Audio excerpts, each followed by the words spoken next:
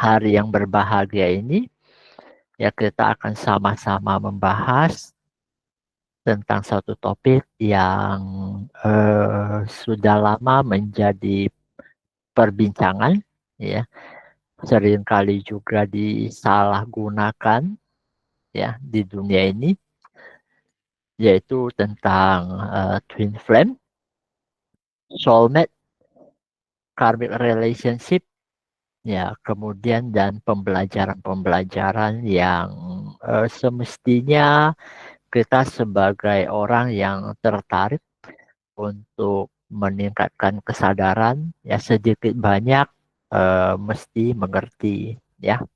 Ya, walaupun apa yang saya sampaikan itu tidak mewakili 100% kebenaran, ya, tapi setidaknya kerangka-kerangka dasarnya, ya, kerangka-kerangka cetak birunya itu udah terlihat, ya, seperti itu. Jadi ini bukan kebenaran mutlak, ya, tapi hanya sebagai satu eh, apa namanya, masukan, ya, supaya dalam batin kita, dalam benak kita punya satu pemahaman yang lebih mendalam atau satu cara pandang yang berbeda. Ya, mungkin selama ini kita kan punya cara melihat tentang apa ya, relationship dengan cara psikologis, dengan cara ajaran agama kita yang sebelumnya. Ya, kemudian dari berbagai sumber di media sosial, ya kadang-kadang ada yang eh, penjelasannya A, B, C, D, E, F. Ya, tapi kenyataannya kok ketika dijalanin hasilnya E, F, G, H, I, J, K, L, M, N, O, P, Q. Ya, nggak terlalu mirip seperti itu. Ya, jadi ini adalah satu perspektif yang mungkin agak berbeda, ya, tapi kita sama-sama simak. Boleh berbeda pendapat, ya, simpan dulu. Jadi apapun yang kita dapatkan hari ini, apapun yang kita bahas malam hari ini, ya tidak mewakili kebenaran mutlak, tapi sebagai bahan pertimbangan, sebagai apa ya, kekayaan dari konsep berpikir kita, ya. Oke, saya izin untuk sharing materi saya, ya.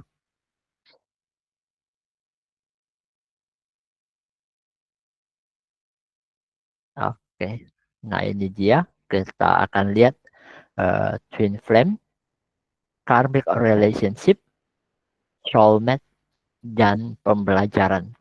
Oke, tentu saja eh, ya teman-teman pasti sebagian besar sudah sering mendengar istilah-istilah ini, terutama di media sosial akhir-akhir ini, ya.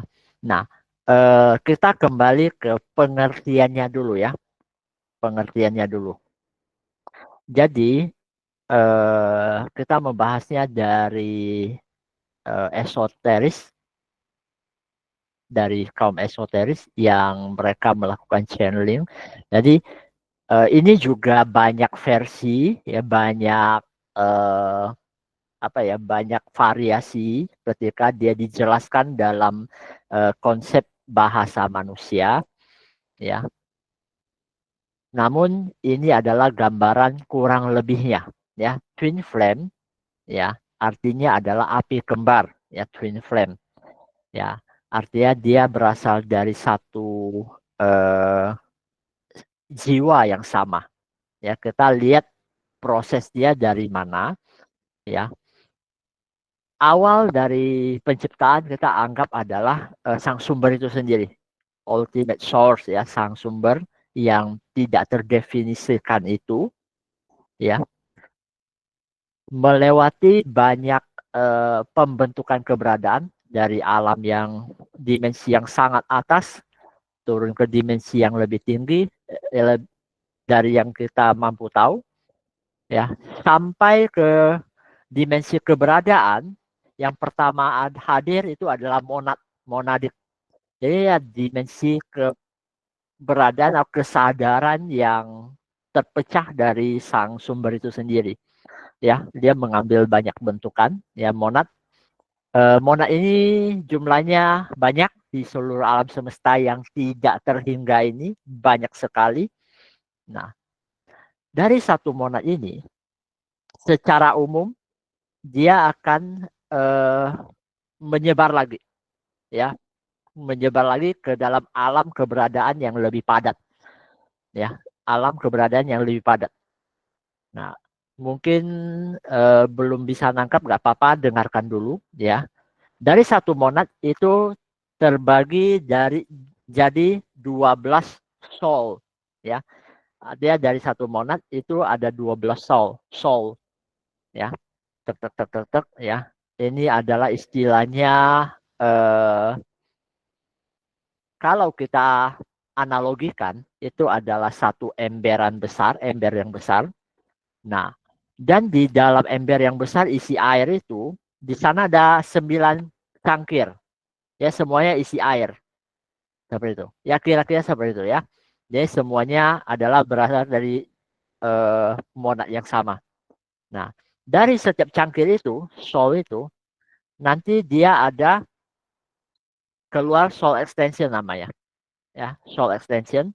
Dari satu sol extension, dia pecah menjadi dua. Nah, ini adalah HS-nya kita. Higher self-nya kita. Ya, seperti itu. Nah, tentu saja ada beberapa yang menganggap HS itu ya soulnya kita atau monadnya kita. Seperti itu. Eh, Secara definisi, orang bisa menggunakan banyak jenis definisi, tetapi secara realitas seperti ini. Ya, mungkin ada yang menggunakan istilah-istilah yang berbeda, tapi secara penjabarannya kira-kira seperti ini. Ya. Nah, satu soul itu ada 12 soul extension, yaitu adalah diri kita yang lain. Seperti itu. Ya, dari sumber soul yang sama. Nah, ini adalah twin flame. HS dan yang hijau itu adalah twin flame-nya. Seperti itu. Dia adalah satu berasal dari satu soul yang sama, soul extension yang sama. Seperti itu. Ya, maka disebut api kembar, twin flame. Nah, ini istilah dulu ya. Seperti itu. Oke, kita lanjut ya. Nah, ini pengertian dari twin flame yang sesungguhnya, yang sesungguhnya. Oke, kita lanjut. Nah, ada yang disebut soulmate, ada teman ya dari jiwa kita. Ya, kita punya soul, punya teman. Ya, api yang berasal dari monad yang sama. Ini ya, kita lihat yang tadi. Ya, yang nomor 2, yang di sana yang warna hijau, yang nomor 2 itu. Nah, itu adalah twin flame-nya kita. HS dan twin flame. Seperti itu. Kemudian yang nomor 6, yang nomor 9, yang lain-lainnya itu adalah soulmate-nya kita. Karena dia dalam satu grup soul ya. Nah, ini adalah tier yang pertama, yang sangat dekat dengan kita. Yang 6, yang 9 ini, kalau kita berasa apa, mereka bisa tahu. Ya, karena kita berasal dari akar yang sama, satu soul yang sama. Ya, makanya sangat dekat ya. Soulmate pun sangat dekat seperti itu. Ya, sedangkan twin flame ya itu ada versi kita yang lain, diri kita yang lain seperti itu. Ya, secara teori spiritual seperti itu. Ya, HS dan twin flame itu ada diri kita versi yang lain. Ya, sedangkan soulmate dia itu adalah dari soul yang sama pecah. Jadi kita sangat akrab dengan mereka, itu adalah keluarga dari jiwa kita. Ya, termasuk adalah yang di tier 2, ya, yang misalnya dari soul yang lain, tapi dari monad yang sama, ya misalnya nomor 18 atau nomor berapapun, dari monad yang sama, dari soul yang soul lain, dari monad yang sama. Nah, ini adalah soulmate juga, ya, dari tier yang lebih tinggi, seperti itu. Ya, sampai di sini mengerti ya? Oke? Sampai di sini ada pertanyaan? Kau bingung nggak apa-apa, ya pelan-pelan saja. Ini adalah pelajaran tentang hakikat kesadaran kita dari sang sumber monad sol sampai ke HS-nya kita, istilahnya diri kita yang sejati, ya HS kita, seperti itu. Jadi ada diri kita yang lainnya yang merupakan eh, pecahan yang sama. Itu disebut twin flame. Itu yang disebut twin flame. Ya, biasanya sih satu maskulin, satu feminin. Ya, tidak menutup kemungkinan dua-duanya maskulin. Tidak menutup kemungkinan karena alam semesta yang begitu luas, eh, banyak hal yang bisa terjadi, ya seperti itu. Oke, nah masalahnya kemudian kita akan melihat apa itu karmic relationship, ya hubungan yang berdasarkan karma, ya. Ya awalnya mereka kemudian datang ke dunia ini, ya. Begitu sampai di bumi, pembelajaran di bumi itu ada hukum-hukum kausal yang di bumi, ya. Istilahnya ya karmik lah ya. Nah, sebab akibat, ya melakukan ini mendapatkan perbuatan yang setimpal dengan perilaku kita. Ya ketika kita melakukan hal yang tidak baik pada orang lain, hal tersebut juga sebenarnya adalah dilakukan untuk diri kita sendiri. Ya makanya itu akan suatu saat akan balik ke kita. Nah, ini adalah hukum kausal yang ada di bumi, berlaku di bumi, ya. Nah, kemudian ketika kita mengambil bentuk di bumi sebagai satu personal, kita terpisah dari yang lainnya. Keterpisahan ini terjadi dan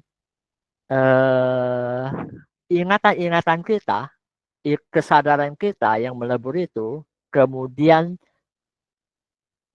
agak terpisah dari sang sumber itu sendiri. Kesadaran kita ketika mengambil bentuk badan raga ini, ya lama-lama itu akan lebih ke dunia materi, ya muncul ego di sana, ini aku, itu kamu, jadi ada keterpisahan. Nah ini yang memisahkan kita dari keutuhan, ya seperti itu. Nah kemudian sebenarnya setelah kita mengalami keterpisahan dari keutuhan dan kita lupa cara kita kembali ke sang sumber kita masuk dalam proses hukum kausal sebab akibat reinkarnasi di bumi ini. Ya ketika kita kemudian dengan badan yang terbatas ini, ketika menjelang waktu kita mesti menutup mata, kita masih banyak keberkatan di bumi ini, kita bertekad kita akan datang lagi ke dunia ini, kita terlahir lagi, seperti itu. Reinkarnasi pun terjadi, ya. Reinkarnasi pun terjadi. Nah, di sana karena prosesnya kemudian berulang terus. Ketika kita reinkarnasi kita lupa itu kan, karena otaknya itu adalah otak baru, seperti itu. Otak baru. Seperti itu. Jadi dia lupa segalanya, dia mulai pembelajaran dari nol itu kan. Nah, kemudian kejebak lagi, mutar-mutar terus. Seperti itu. Nah, terlahir dan terlahir terus. Nah, tetapi deep down, artinya di dasar kesadaran kita, ada satu hasrat untuk meleburkan ego, untuk kembali. Ada satu hasrat untuk pulang, seperti itu. Ya, setiap orang-orang yang memang berasal dari atas sana, dia punya panggilan jiwa untuk pulang, untuk kembali.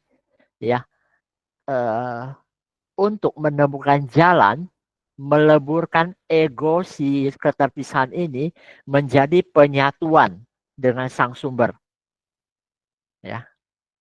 Nah, ada satu jalan namanya jalan cinta, karena cinta itu selalu menyatukan. Namun karena manusia itu udah eh, jutaan tahun lah ya masuk dalam jebakan ego, ini mewaris. Jadi antara cinta dan ego ya menjadi satu. Akhirnya orang mencintai dengan cara yang penuh ego. Dia mencintai orang, menginginkan penyatuan, tapi juga dia punya ego, mau disenangkan. Ya, jadi kebanyakan kita di dunia ini ya mencintai ya supaya dia bikin saya bahagia. Ya, padahal cinta itu berharap orang lain bahagia. Ya, tetapi karena kita sudah terbiasa dalam proses reinkarnasi yang begitu lama, udah memupuk begitu banyak ego, ya. Ketika kita mencintai, kita kemudian akan menuntut untuk dibahagiakan, bukan membahagiakan. Nah, inilah kemudian yang membuat manusia itu makin banyak dramanya, ya. Nah, inilah bagaimana supaya cinta yang menyatukan dua manusia ini kemudian pelan-pelan bertransformasi menjadi cinta tanpa syarat, ya. Nah, tentu saja ketika kamu bertemu orang-orang yang tepat, proses kenaikan untuk mencapai cinta tanpa syarat itu mungkin akan lebih cepat, ya. Ada juga yang memang dikasih apa ya obat keras itu kan, bahwa dia dapat pasangan yang memang benar-benar menguji dia, bisa gak kamu mencintai tanpa syarat. Saya pernah dengar ya ada yang eh, dia dan pasangan, ketika pasangan meninggalkannya, dia malah nyumpahin dia mati ya. Seperti itu. Menyumpahin yang tidak baik kepada orang yang dulunya pernah dia cintai. Seperti itu. Ya. Ya kadang-kadang ya dunia seperti itu ya. Nah, tapi kita yang di jalur pembebasan, jalur untuk peleburan ego menjadi keutuhan, ya pelan-pelan mesti menuju ke cinta tanpa syarat. Tentu saja tidak serta-merta bahwa cinta tanpa syarat mesti jadi bego, enggak ya. Di sini juga menuntut adanya kebijaksanaan untuk memperlakukan orang dengan semestinya, ya. Nah, dari cinta tanpa syarat masuk ke cinta universal kepada semua makhluk tanpa kecuali. Ya artinya yang di atas, yang di bawah, yang kecil, yang besar, ya semua makhluk tanpa kecuali. Termasuk adalah diri kita sendiri. Ya kadang-kadang banyak orang mengembangkan cinta kasih yang begitu luas kepada semua makhluk, tapi dia lupa untuk mengasihi diri dia sendiri. Seperti itu, ya. Nah, ini yang perlu diperhatikan. Ya, dari cinta universal ke semua makhluk tanpa kecuali itu masuk ke cinta universal yang tanpa syarat. Ya, tanpa syarat itu artinya apa? Artinya pelan-pelan Anda mencapai yang tidak berkondisi. Yang di dalam Buddhis disebut nibbana, tanpa kondisi. Ya. Nah, karena yang berkondisi ya adalah tidak kekal. Hanya yang tidak berkondisi itu yang kekal abadi. Ya, mencapai yang tidak berkondisi. Oke? Next adalah penyatuan ini, penyatuan dengan alam semesta ini bukan hal baru. Di dunia ini bukan hal baru. Ya, ada para master-master kehidupan, maestro-maestro kehidupan yang sejak zaman dahulu kala mempraktekkannya dan mengajarkannya, ya, menyatu dengan Maha Semesta. Ya, dalam bahasa Jawa ada manunggalin kaula Gusti. Ya, si aku menyatu dengan si Tuhan itu sendiri. Ya, seperti itu. Nah, ini juga disebut apa? Puncak dari tantra, penyatuan dengan Maha Semesta, semesta kecil dan semesta besar. Ya, kalau dalam bahasa Mandarinnya, Tian Ren He Yi, ya, langit dan aku menjadi satu. Ya, yang di bahasa Inggris disebut oneness, keesaan. Ya, bahkan sebenarnya di burung Garuda kita juga di bagian bawah ada pita tulis besar-besar Bhinneka Tunggal Ika. Ya, yang berbeda-beda itu semuanya satu, seperti itu. Ini bukan hal yang baru, bukan hal yang baru. Tetapi banyak orang tidak mengerti esensi yang di dalamnya, yang mendalamnya itu, seperti itu. Nah, ini adalah roadmap jalan pembebasan, ya, roadmapnya. Karena kita terlanjur ada di bumi ini, ya pasti ada hal yang belum kita selesaikan. Entah itu menyelesaikan hutang pihutang kita, ataukah kita datang untuk mengajak orang, ayo kita mencapai keutuhan kembali, seperti itu. Ya, ya masing-masing ada tugas jiwanya masing-masing. Nah, namun ini ada roadmapnya dari ego menjadi peleburan ego dan pembebasan penuh, seperti itu. Oke, namun ketika kita datang ke dunia manusia ini, kita akan menemukan banyak masalah-masalah dunia, ya. Nah, bahwa di dunia ini ada yang namanya matriks, ya. Nah, matriks itu apa? Ini adalah wawasan yang sengaja ditanamkan, ya, yang umumnya adalah keliru tentang hubungan relasi pria dan wanita. Ya, sejak zaman dahulu kala, eh, terutama sejarah peradaban kita, ya, sejak tulisan ditemukan, catatan dibuat, selalu yang disuperioritaskan itu adalah pria. Ya, banyak kebudayaan seperti itu, ya, seperti itu. Jadi ada kekeliruan dalam apa ya, strata sosial seperti itu. Nah, ini adalah wawasan yang memang sengaja dibikin, ya, ya agak menjebak sebenarnya, ya.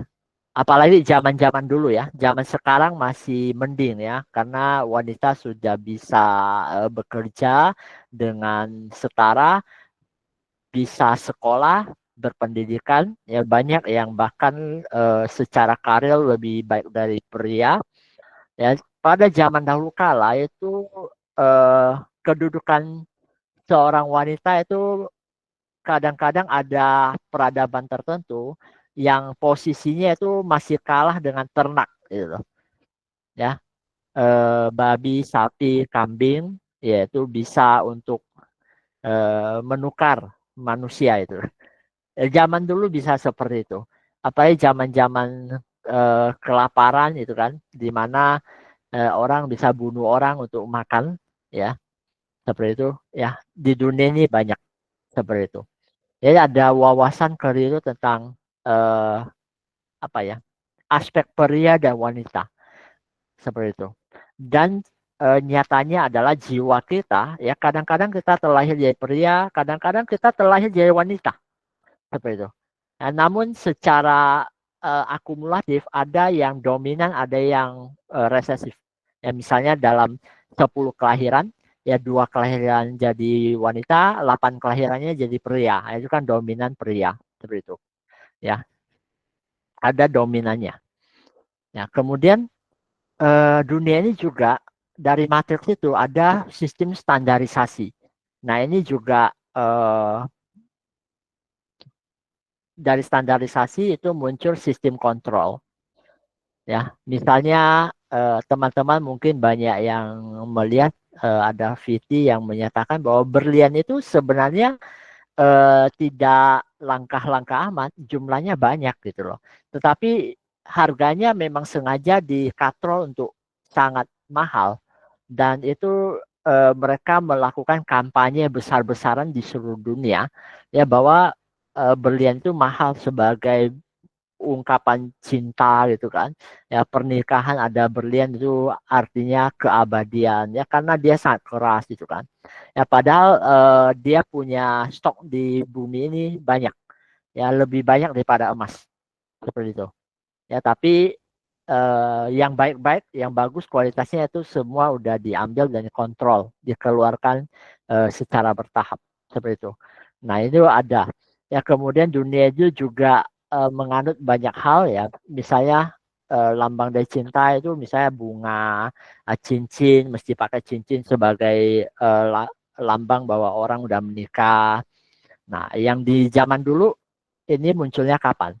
Dan tidak ada yang tahu ya, tidak ada yang menelusuri tapi oh kita udah di zaman ini peradaban ini eh, membuat aturan seperti ini mesti pakai cincin bahwa kamu udah menikah gitu kan atau eh, ada surat perkawinan ya seperti itu yang isi bukunya itu banyak helainya itu kawin cerai bisa banyak kali itu kan seperti itu. Jadi ada kelembagaan-kelembagaan perkawinan seperti itu.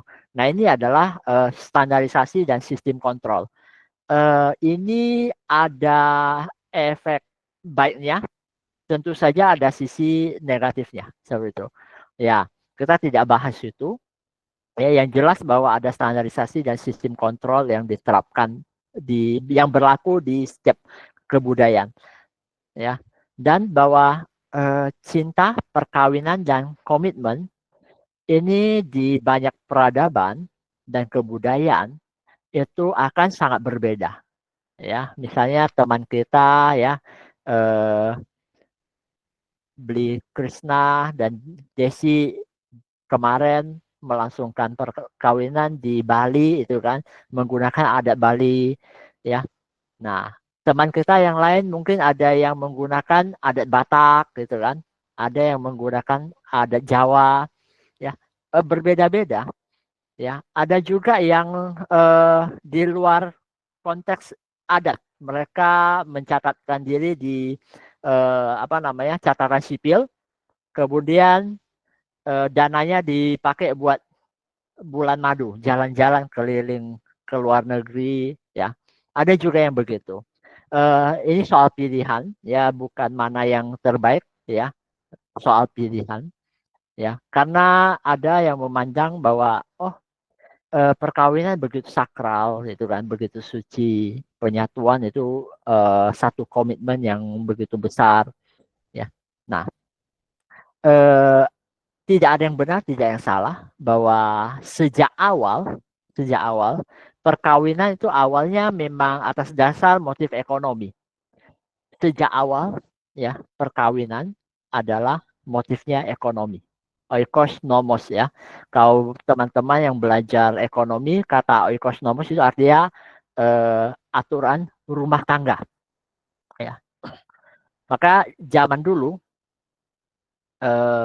ketika satu keluarga punya anak perempuan karena dianggap bahwa perempuan itu tak bisa menghasilkan ya dia jadi beban jadi maka perlu ada laki-laki yang menjaga dia ya kemudian ya perkawinan itu dilakukan supaya pria itu yang menjaga wanita yang satu ini yaitu awalnya memang atas dasar motif ekonomi doang seperti itu ya nyatanya seperti itu.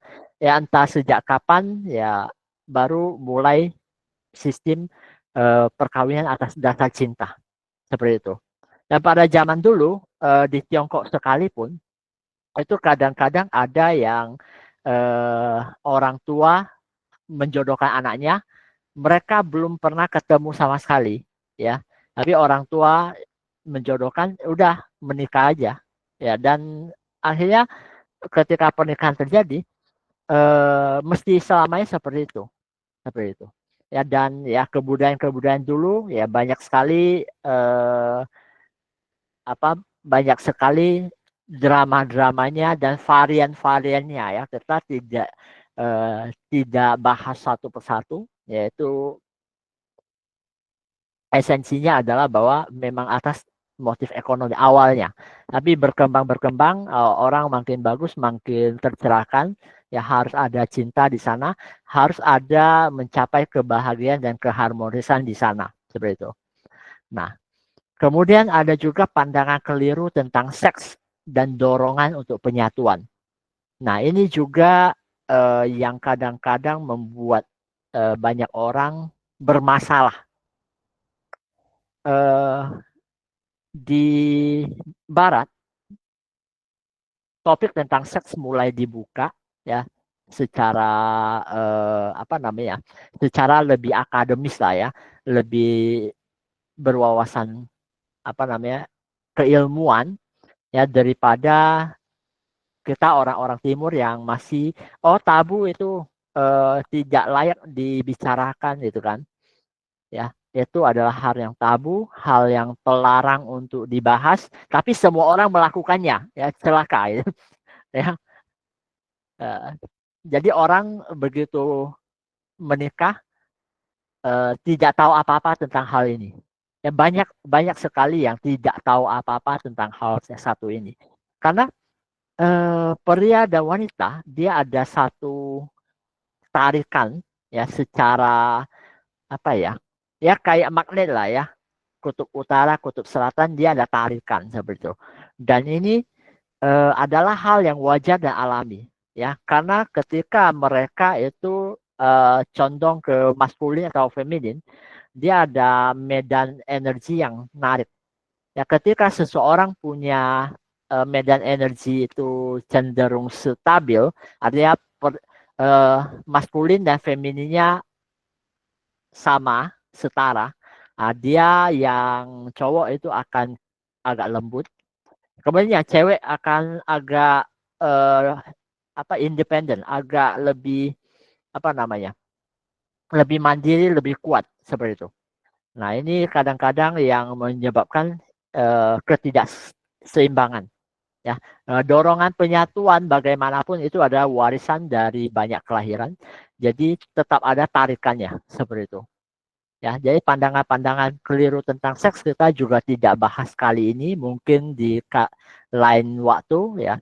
Karena dari beberapa sumber yang lalu, seks terapis di Barat sekalipun itu selalu full book gitu lah, sepanjang minggu itu full book, karena kehidupan seksual pasca nikah itu banyak masalah seperti itu, banyak masalah.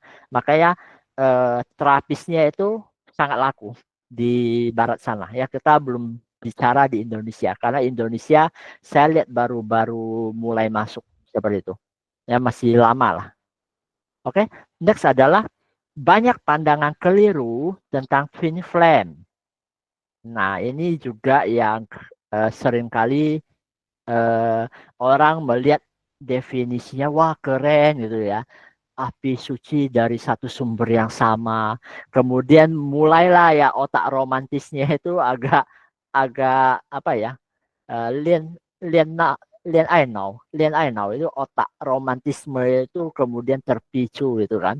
Ya, kemudian menggunakan istilah twin flame untuk kekasihnya. Nah, itu banyak terjadi kekeliruan di sana. Ya, padahal yang kita sebut twin flame itu mesti mengecek sampai akar jiwa, ya. Kebanyakan orang, ya, yang secara duniawi yang tidak punya kemampuan untuk itu, sebaiknya lupakan saja tentang twin flame, sebaiknya lupakan tentang itu, karena istilahnya itu sangat rawan eh, keliru diartikan seperti itu. Karena hubungan twin flame itu bukan hubungan romansa. Ya, dia bukan datang untuk kamu kok cantik hari ini gitu kan. Aku tak bisa hidup tanpa kamu. Bukan begitu ya. Ya. Twin flame tuh hubungannya itu malah kadang-kadang bikin jungkir balik gitu. Ya. Ya. Umumnya ketika ketemu itu satu udah punya pasangan, satunya udah punya pasangan lain juga itu. Atau satu masih single, satu punya pasangan gitu. Kalau dua-duanya masih single, tiba-tiba ketemu, umumnya itu karmic relationship. Seperti itu. Ya. Dan twin flame itu adalah mereka punya tugas atau misi hidup di dunia ini. Ya, sama-sama untuk upgrade diri untuk pembebasan atau membebaskan banyak makhluk. Ya, mereka bukan untuk romansa. Ya, keberadaan twin flame itu bukan untuk romansa. Ingat ya, keberadaan twin flame bukan untuk romansa. Mereka sama-sama menjalani misi hidup untuk pembebasan banyak makhluk. Ya, seperti itu. Dalam 10 kali kehidupan, belum tentu kamu akan bertemu twin flame kamu dalam ruang dan waktu yang sama. Ya, bisa aja kamu hidup di bumi, dia udah di planet yang lain itu, atau di alam semesta yang lain itu. Seperti itu. Ya, 10 kali kehidupan belum tentu kamu ketemu. Ya, apalagi kalau kamu masih awam terhadap dunia spiritual, ya. Nah, lupakan tentang twin flame, lupakan. Seperti itu, ya. Nah, ada yang sangat sering keliru menggunakan istilah ini, ya terutama untuk membohongi orang-orang yang baru pertama masuk ke dunia spiritual. Loh, kamu itu twin flame saya, gitu kan. Nah, ini terutama yang terjadi adalah orang-orang yang datang konsultasi, gitu kan.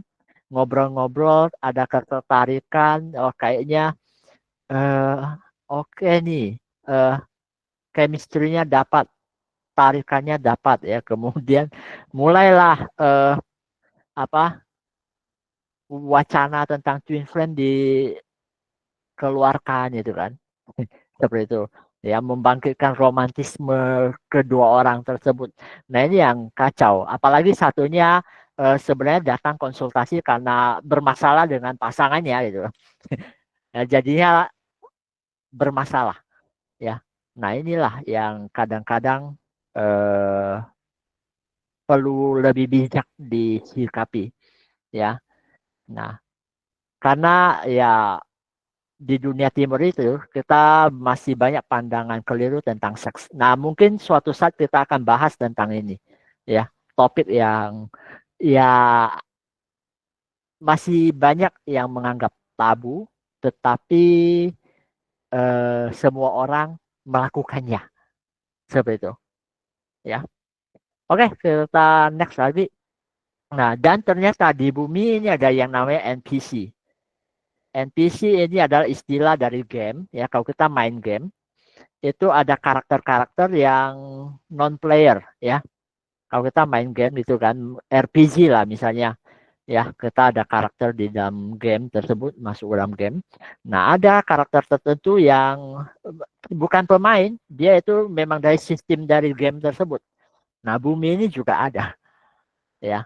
Ada orang-orang tertentu yang tidak punya soul-nya, nggak ada ya. Bahkan dia ya bisa berfungsi kayak manusia normal seperti biasa ya. Ciri khasnya itu apa? Mereka tidak punya empati. Mereka tak punya empati, eh, apa ya? Tidak punya rasa cinta sama sekali. Cinta yang dalam bentuk itu ya, yang ilahi, yang murni itu dia nggak punya. Ya, ini NPC seperti itu. Ya, dia mungkin bisa bermesraan, kata-kata indah, kelihatan sayang, perhatian, ya bisa. Nah, cuman dia tidak punya cinta yang murni yang tanpa syarat itu nggak bisa. Mereka nggak punya. Nah, cinta mungkin ada, tapi penuh perhitungan, penuh ego. Itu ada. Ya, NPC ini ya kadang-kadang bisa sangat pintar gitu kan. Kadang-kadang malah ada yang jadi guru-guru spiritual ada itu NPC Seperti itu, ya. Nah, oke. Kemudian kita akan bahas juga karmic relationship ya dalam perspektif servernya Buddhis ya.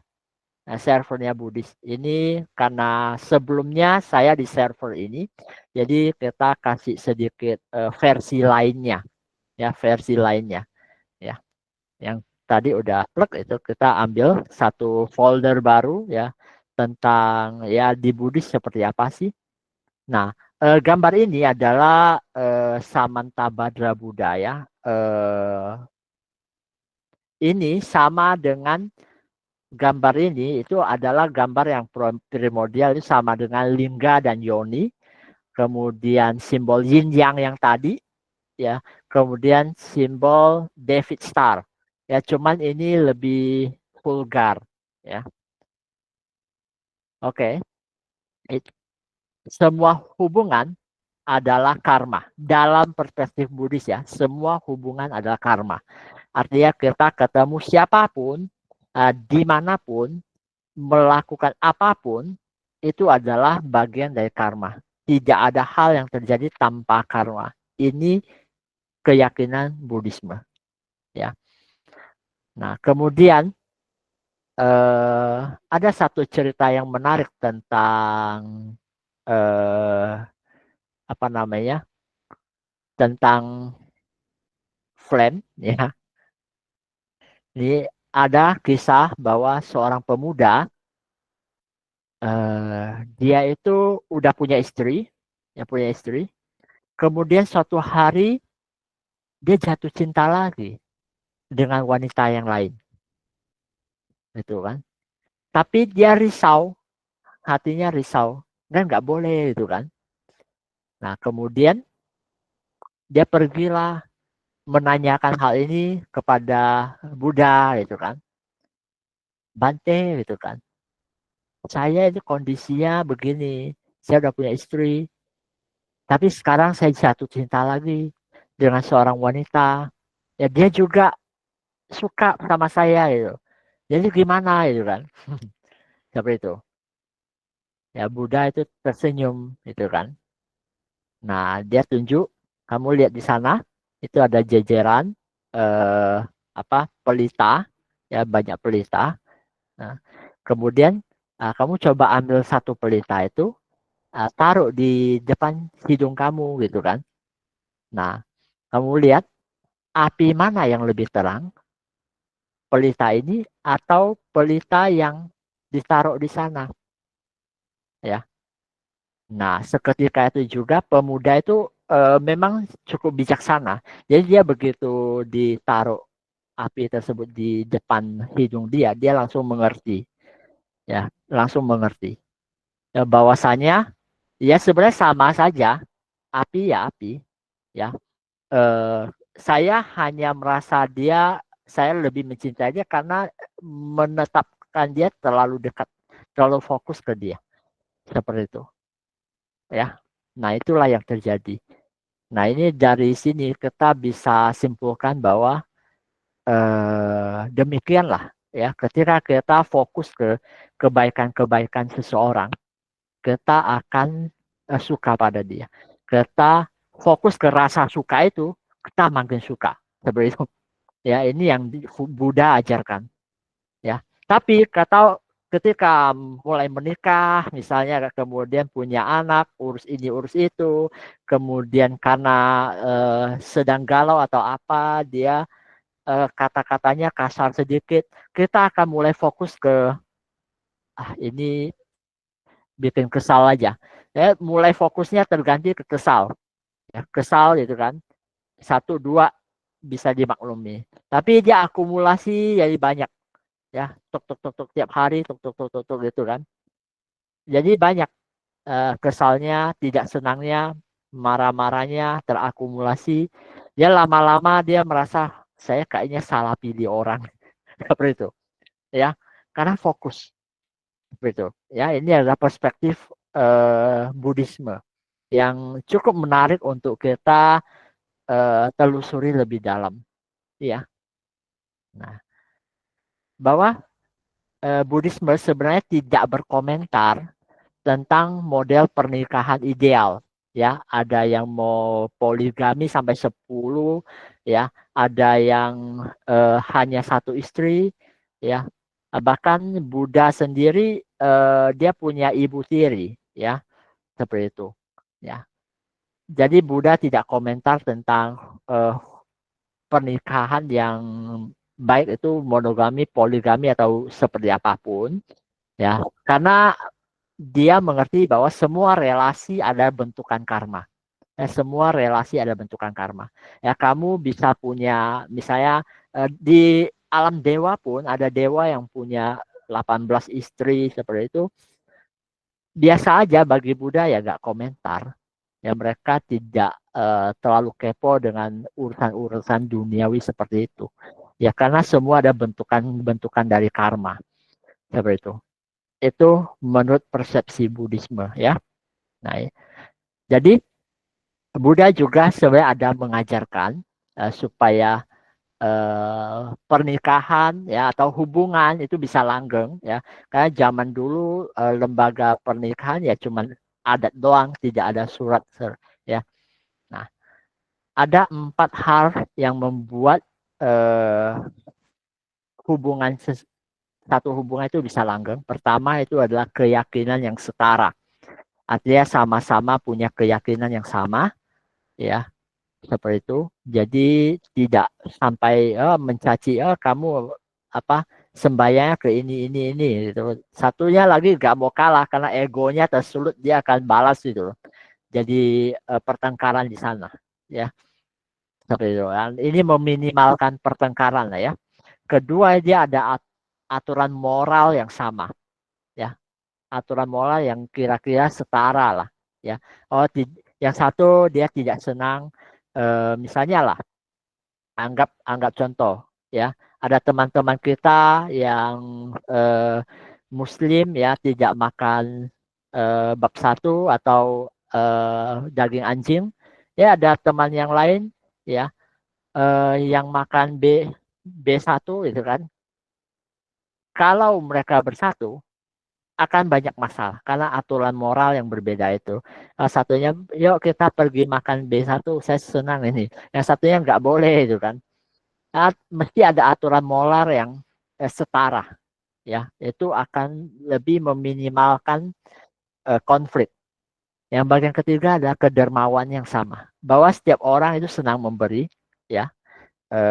Karena ketika kita memberi itu ada sensasi bahwa kita ini bermanfaat. Ya, baik itu kita memberi dalam bentuk tindakan, ya, membantu orang segala macam, atau kita berdana sesuatu, memberi, ya.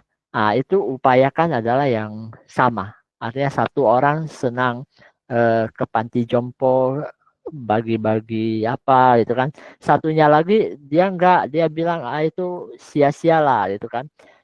Lebih baik kita berdana untuk wihara, dia menyelamatkan orang punya kebijaksanaan, ya. Ini kan uh, berpotensi konflik seperti itu. Jadi kedermawan mesti sama. Yang terakhir adalah tingkat kebijaksanaannya mesti setara. Nah, ini yang kadang-kadang agak bermasalah adalah uh, pada saat mereka menikah, mereka dalam uh, kebijaksanaan yang setara. Namun ketika waktu berlalu, satu senantiasa mengembangkan diri, satunya lagi dia tidak punya kesempatan atau tidak ada fokus ke mengembangkan diri. Dia hanya di rumah saja, bertemannya ngerawat anak doang gitu kan. Ya, lama-lama dia kemampuan yang lainnya yang dulunya dia pandai itu pelan-pelan degradasi. Sementara pasangannya itu makin lama makin pintar, makin punya banyak relasi yang bagus. Ini kan kebijaksanaannya udah mulai tidak setara. Nah, ini yang kadang-kadang bikin akhirnya ada pria-pria yang kemudian kampuci, ya, dia meremehkan istrinya kemudian seperti itu. Nah, ini juga yang kadang-kadang membuat hubungan itu tidak harmonis seperti itu, ya. Jadi mestilah meningkatkan kebijaksanaan pelan-pelan, ya, seperti itu. ya. Nah, kemudian bahwa Buddhis itu ada aturan moral ya yang secara umum berlaku ya. Mereka bertekad melatih diri untuk menghindari pembunuhan ya, kemudian bertekad melatih diri untuk menghindari mengambil yang bukan hak miliknya. Yang ketiga adalah melatih diri untuk menghindari praktek asusila ya. Keempat itu adalah eh, melatih diri untuk tidak berucap yang tidak benar, yang membohongi seperti itu ya. Yang kelima, tidak mabuk, ya, mengkonsumsi yang melemahkan kesadaran seperti itu. Itu aturan moral di Buddhisme ya.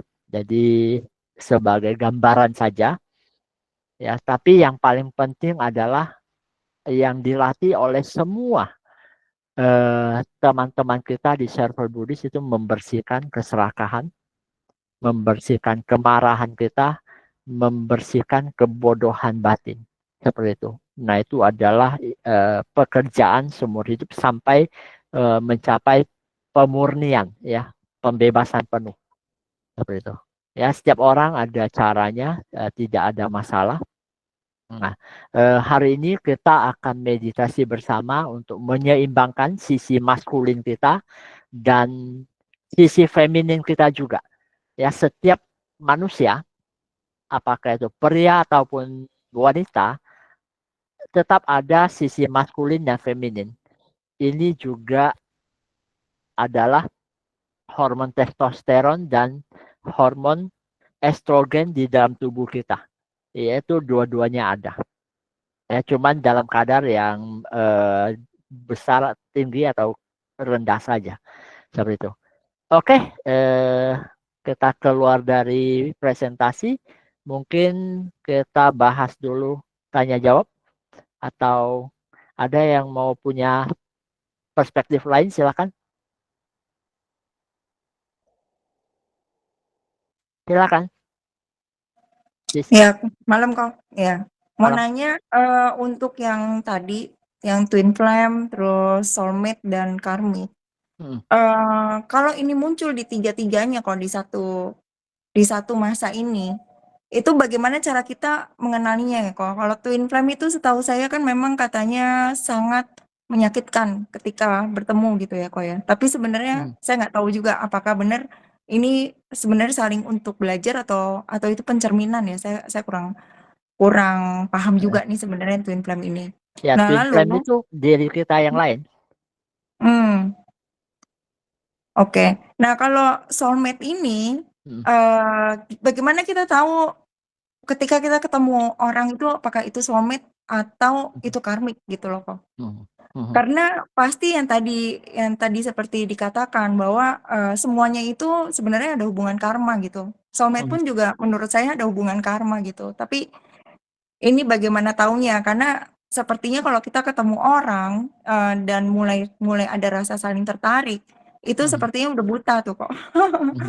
Jadi Ya, udah nggak mikir lagi, semuanya bagus-bagus gitu kan ya. Nah, ya. bagaimana Istilahnya jatuh cinta membedakan? itu ya, kayak kucing rasa coklat. Nah, itu. Nah, bagaimana membedakan dua ini nih kok? Karena pada Oke, akhirnya ketika ada pertikaian gitu di rumah tangga, mungkin baru kita sadar ini bukan bukan soulmate kita gitu. Ya oke, itu sih kok pertanyaannya. oke. Mau jawaban yang jujur bahwa tidak ada yang tahu. Hmm, Tidak, kita pun tidak akan pernah tahu. Dan itu tidak akan hmm. dikasih tahu. Kenapa? Karena ada part tertentu yang memang bagian yang mesti kita jalanin. Untuk pembelajaran. Betul, betul. Hmm, Memang oke.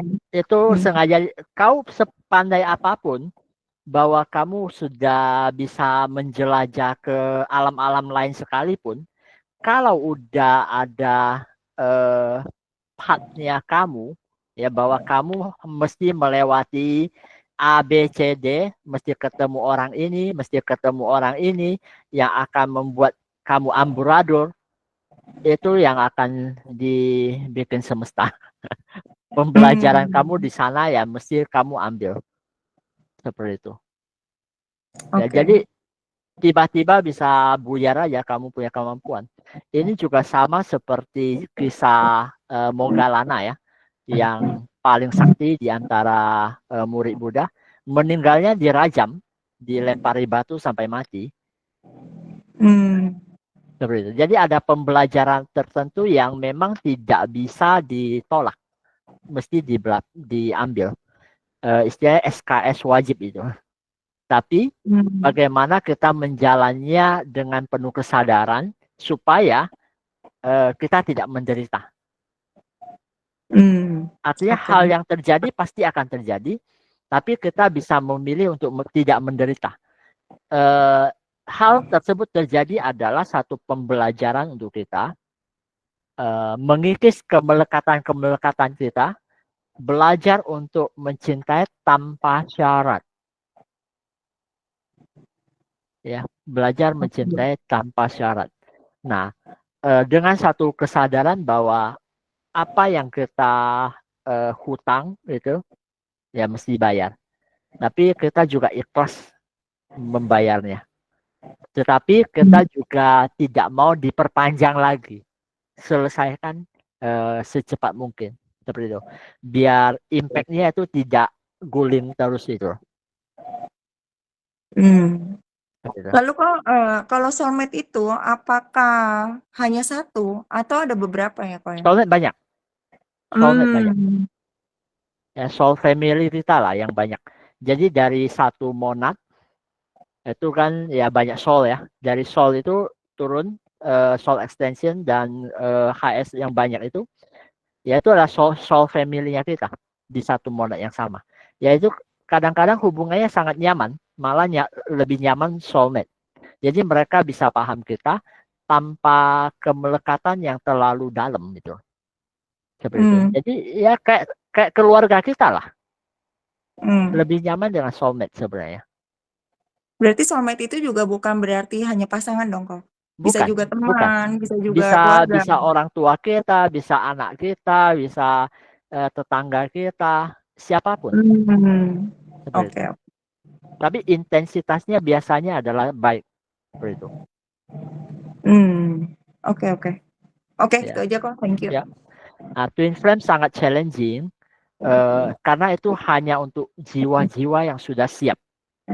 Jiwa-jiwa yang sudah siap. Karena itu akan mengubah hidupmu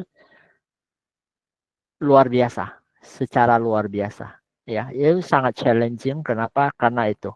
Yaitu hanya bagi jiwa-jiwa yang sudah siap. Ya. Ya. Ingat bahwa tidak setiap orang diberikan kesempatan ketemu soulmate. Ya. Tidak setiap orang akan bertemu twin flame. Ya, soulmate pasti ketemu, twin flame belum tentu. Ya, twin flame belum tentu ketemu. Ya, twin flame itu dari 1.000 orang, ya, yang mengaku twin flame, yang beneran paling 1 atau 2 ya. Karena banyak disalahgunakan. Ya, artinya ketika udah bersama, kemudian tahu babroknya, kemudian mulai ya kata-kata pedas dan sebagainya lah. Bahwa memang mereka itu bukan untuk romansa, walaupun tarikannya itu luar biasa ya. Tarikan antar jiwa itu luar, karena dia versi lainnya kita, yaitu versi lainnya diri kita. Ya, kita sendiri istilahnya, versi lawan jenis itu. Ya. Nah, tapi itu hubungannya lebih ke kerjaan, ya pelayanan pada dunia ini, seperti itu.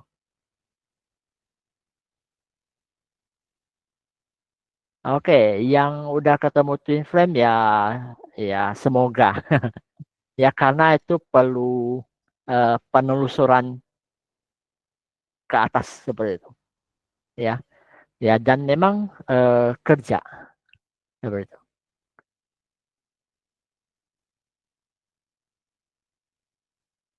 Eh, boleh dicoba, boleh dicoba. Nanti benjol sendiri.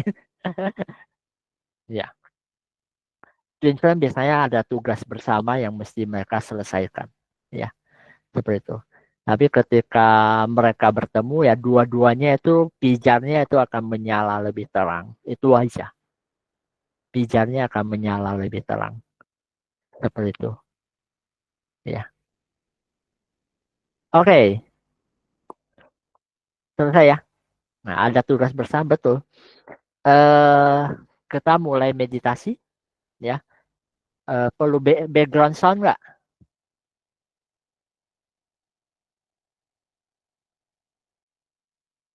Kita kasih background sound ya. Boleh Saya cari, kok. saya cari Boleh kok, boleh, boleh. H852. 852. Ini kayak menarik. Mental iklannya kadang-kadang iklan.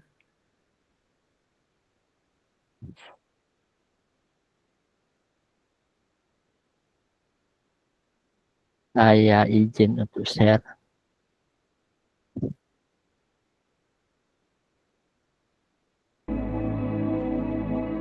Oke, silakan ambil posisi duduk yang paling nyaman. Suara saya pas ya dengan musiknya ya, tidak terlalu besar musik ya.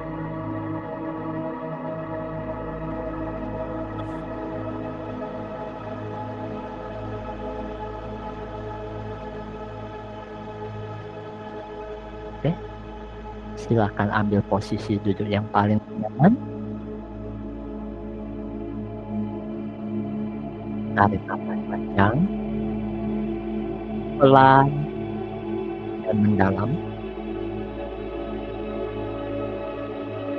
Lepaskan dengan pelan sambil regangkan otot tubuh Anda. Relax. Lepaskan semua ketegangan pada setiap otot. Lepaskan juga semua ketegangan pada pikiran dan batin Anda. Saat ini Anda aman dan nyaman dalam perlindungan sempurna dari Tuhan Sang Sumber dan hierarki ilahi, yaitu hadir untuk menjaga dan membantu acara ini.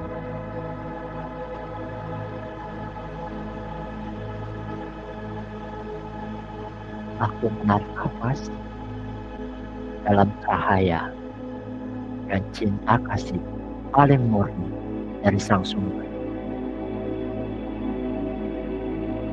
Aku melepaskan nafas beserta semua kegelisahan dan beban-beban batin.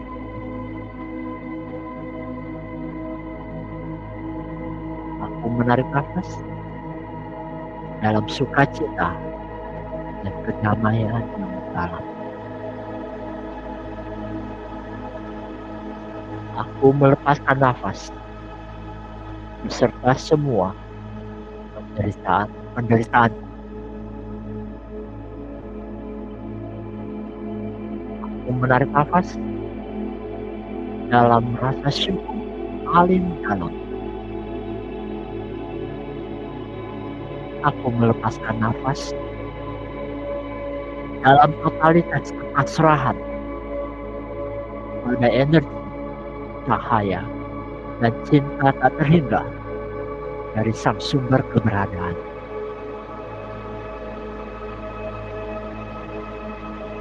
Tersenyumlah dan rasakan rasa syukur yang mendalam. Rasakan dirimu sangat berharga. Rasakan dirimu melebur dalam semesta cinta tanpa syarat.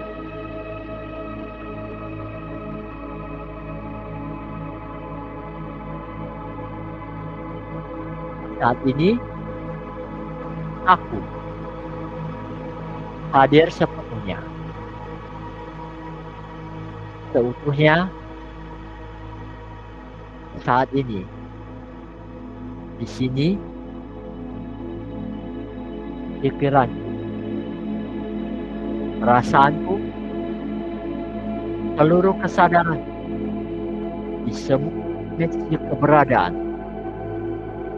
di 10 penjuru alam semesta,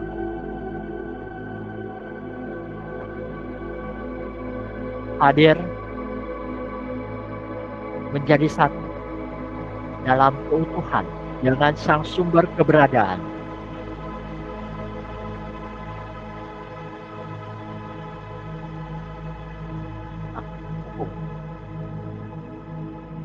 Dengan seluruh hierarki ilahi,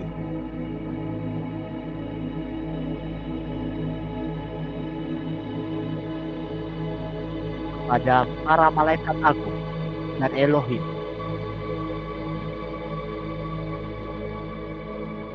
pada para penjaga cahaya suci Tuhan, pada para guru agung dan pembimbing evolusi kesadaran, para pembimbing evolusi kesadaran planet bumi, tata surya, galaksi, serta universal logos dan cosmic logos.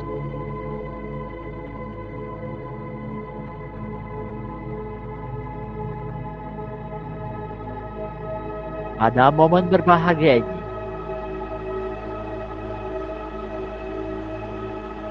kita secara kolektif memohon izin dan anugerah untuk melakukan harmonisasi aspek ilahi maskulin dan feminin pada diri keberadaan kita.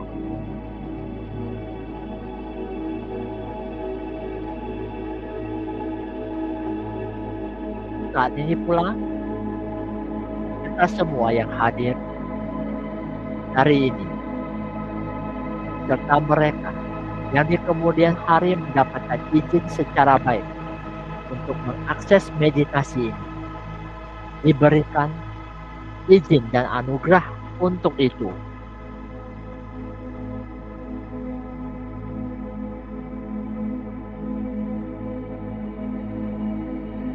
Kita akan memulainya dengan menyembuhkan dan memulihkan aspek maskulin ilahi pada diri keberadaan kita.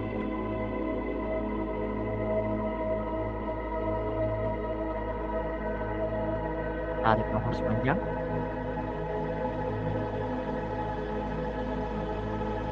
Hembuskan pelan-pelan.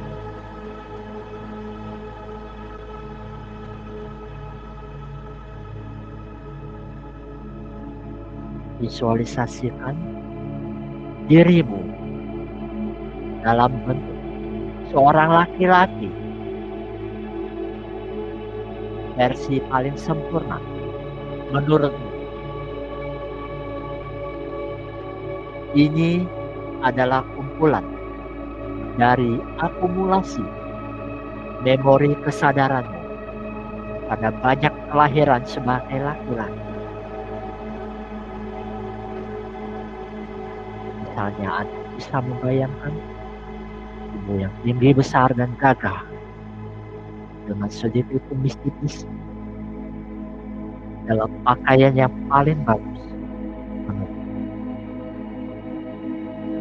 Ini adalah versi pria dirimu yang paling baik.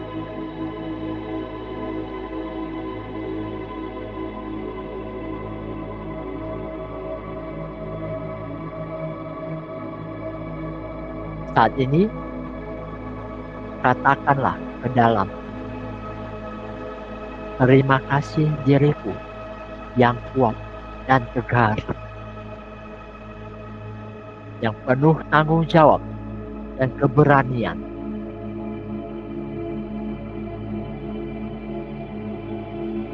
Terima kasih telah menanggung begitu banyak rasa sakit dan penderitaan tanpa banyak keluh kesah demi orang-orang yang dikasihi. Terima kasih.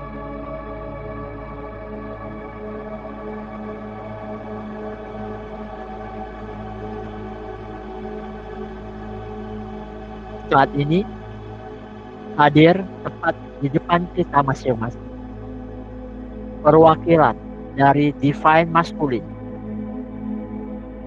Tuhan dalam bentuk seorang Bapa.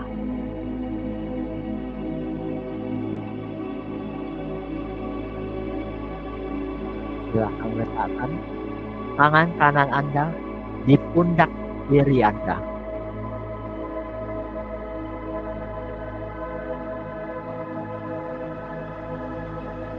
Bapa menepuk pundak kirimu, meletakkan tangannya di sana, tersenyum padamu dengan wajah yang hampir tidak terlihat karena cahaya terang yang menyilaukan, namun begitu lembut tanpa menyakiti. Rasakan aliran energi hangat mengalir dari tangan tersebut, memenuhi seluruh tubuh keberadaanmu.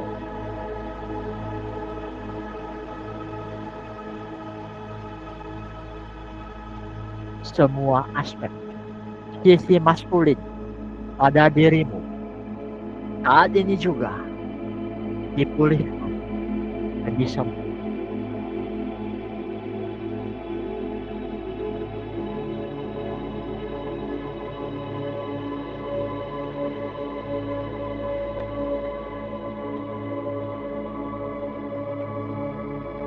Kembalikan tangan ke pangkuan. Terima kasih, terima kasih, terima kasih. Sekarang kita akan melanjutkan untuk menyembuhkan dan memulihkan aspek feminin pada diri keberadaan kita. Tarik nafas panjang. Hembuskan pelan-pelan.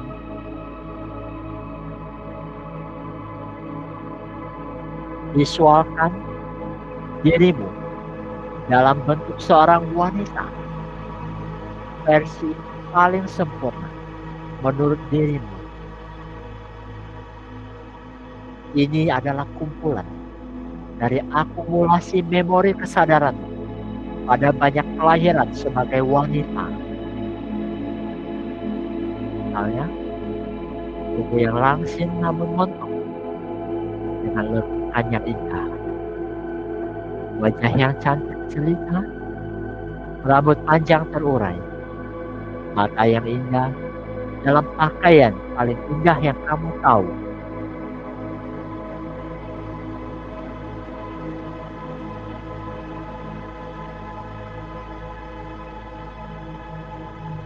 Saat ini, katakanlah ke dalam, terima kasih diriku yang lembut dan penuh kasih, yang cekatan, rajin, dan penuh pengertian. Terima kasih atas tindakan penuh perhatian serta terah berkorban tanpa pamrih demi semua orang-orang yang dikasihi. Terima kasih.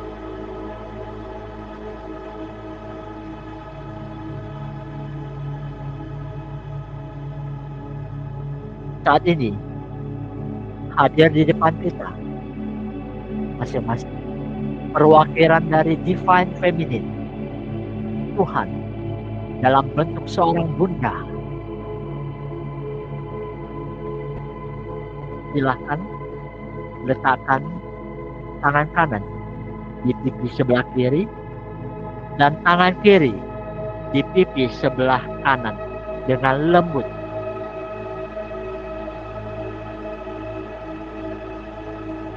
Bunda memegang wajah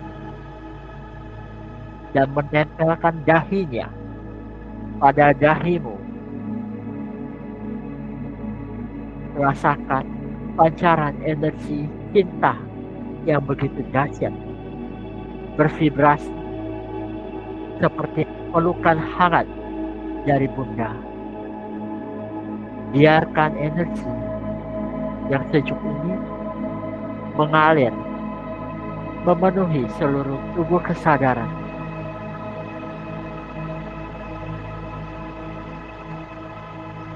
Biarlah semua aspek feminin pada dirimu saat ini juga dipulihkan.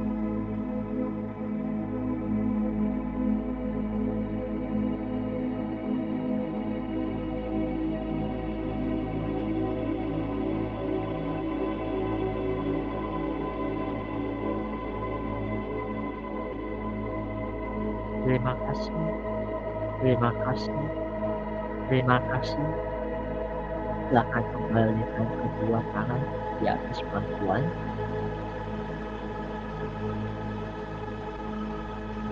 Sekarang kita akan menyeimbangkan aspek maskulin dan feminin pada diri masing-masing sehingga terjadi keseimbangan dalam cinta kasih dan kekuatan dalam kebijaksanaan aku.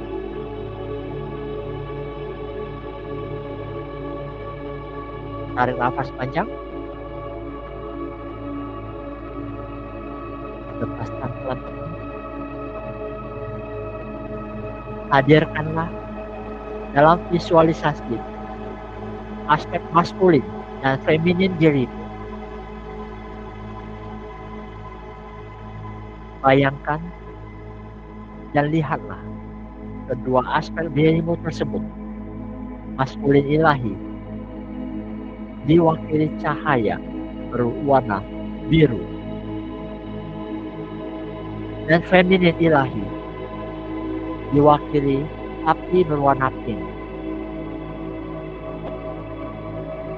Kemudian menyatu bersama diri sejatimu yang berwarna keemasan, melebur menjadi satu. Tiga api sama dalam besar dan ukurannya.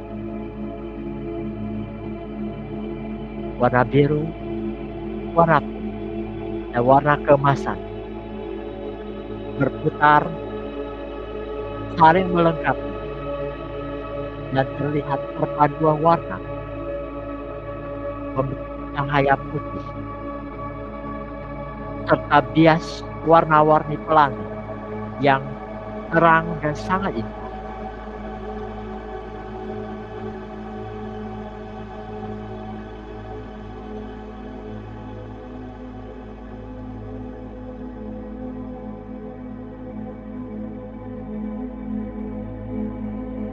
Lihatkan dalam hati. Aku sejak saat ini seimbang, kuat, penuh cinta kasih dan kebijaksanaan. Aku berdoa atas hidup dalam kasih Tuhan yang tanpa syarat. Aku membebaskan diriku dari pola karma berulang, dari kelahiran-kelahiran yang telah lalu.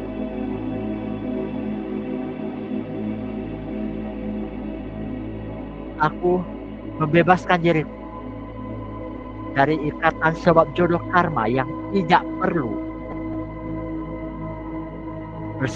Bersama ini, memohon dispensasi dari dewan karmik untuk menyeimbangkan karma-karma.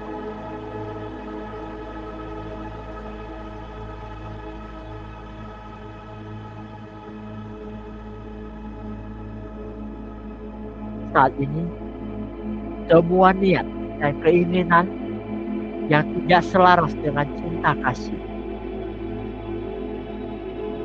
rasa marah, kebencian, penderitaan, luka batin, dan dendam akibat hubungan relasi pria wanita. Saat ini juga saya lepaskan. Saya bersihkan. Saya mohon untuk ditransmutasikan dan dimurnikan ke dalam cahaya cinta kasih.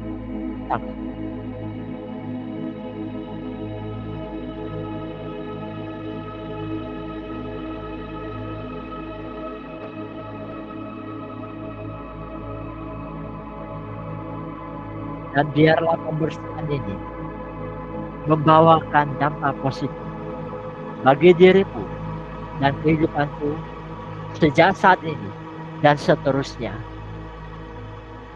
Berlaku pada 4 sistem tubuh keberadaanku di dunia. Pada pikiran sadar, pikiran bawah sadar, dan pikiran super sadar.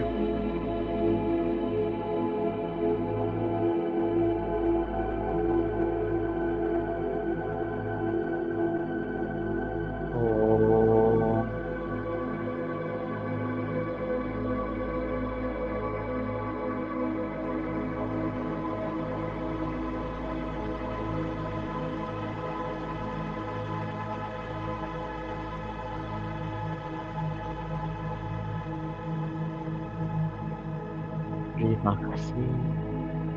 Terima kasih. Terima kasih.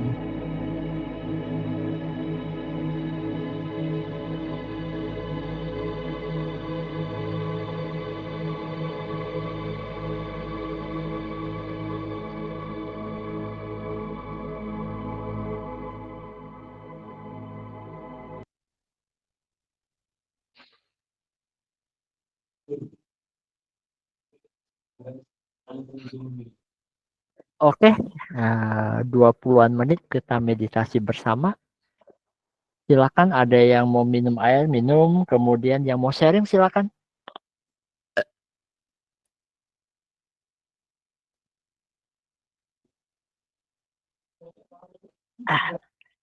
Ya, silakan yang mau sharing.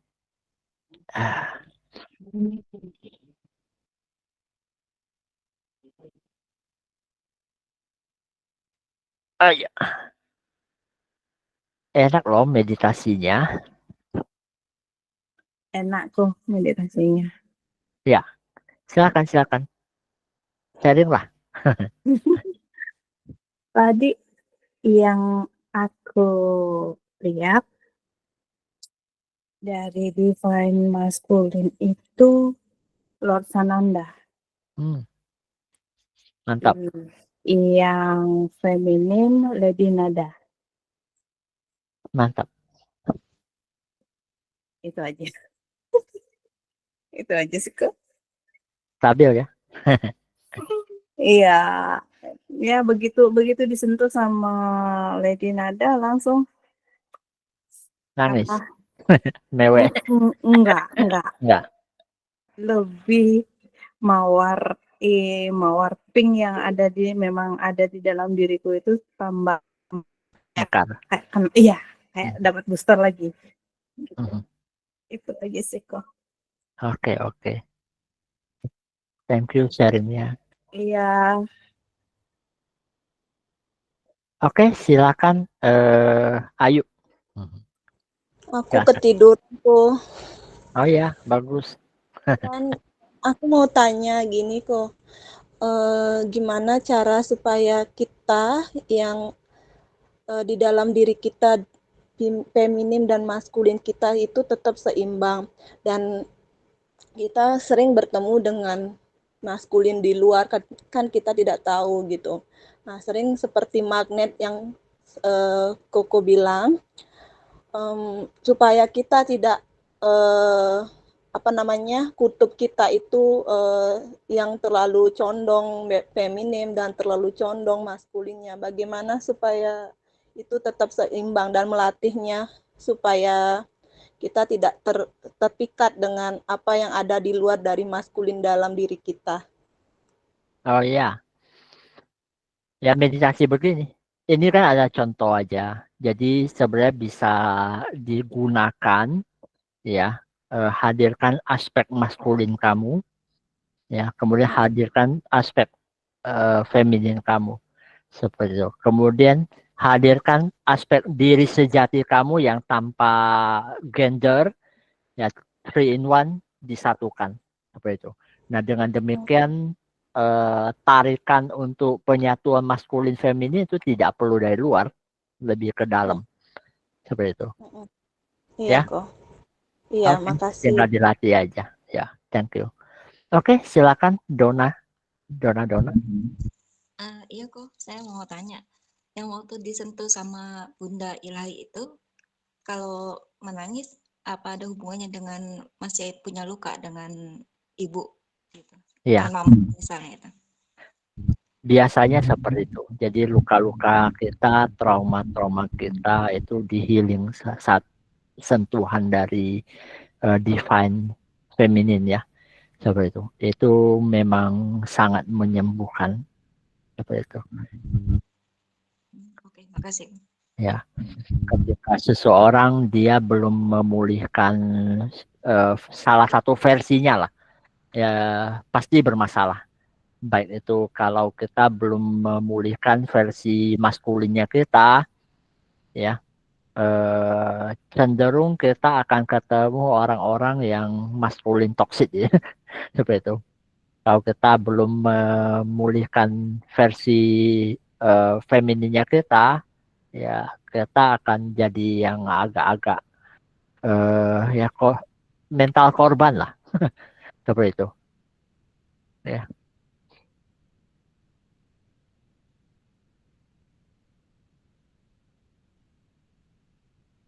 Oke. Ada yang nangis terseduh-seduh, ya itu karena banyak luka-luka batin, ya, maskulin femininnya. Oke, yang nggak bisa visualisasi nggak apa-apa, ya, itu baik adanya.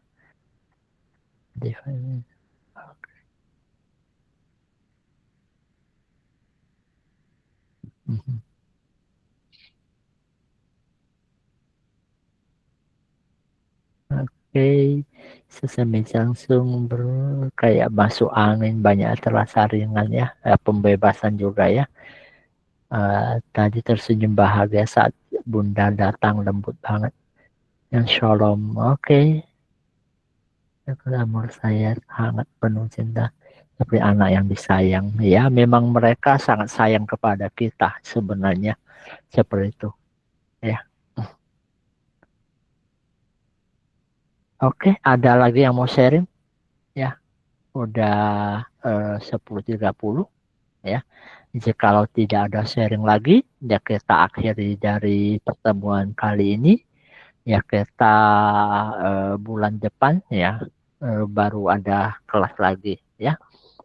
Terima kasih semua. Semoga meditasi kali ini, kelas malam hari ini bermanfaat bagi semuanya, ya. See you all.